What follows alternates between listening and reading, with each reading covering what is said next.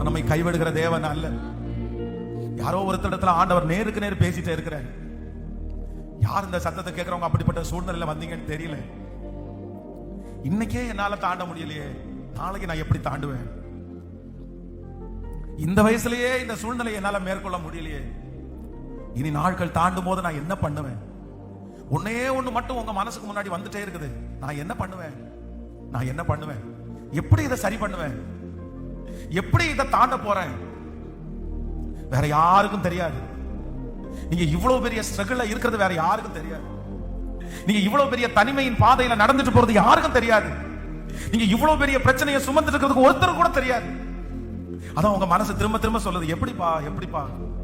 நினைச்சாலே பயமா இருக்குது, நினைச்சாலே ரொம்ப கலக்கமா இருக்கு. நான் என்ன பண்ண போறேன்னு எனக்கு தெரியல. இன்னும் எத்தனையோ காலங்கள் இருக்கு, இன்னும் எத்தனையோ நாள் இருக்குது. எப்படி எப்படி எப்படி எப்படி எப்படி? ஆனா இந்த ஆராதனை வேளையில ஒரே ஒரு தேவனை நான் பார்க்கிறேன். ஒரே ஒரு தேவன் நம்மத்தில் அசைவாடி கொண்டிருக்கிறார்.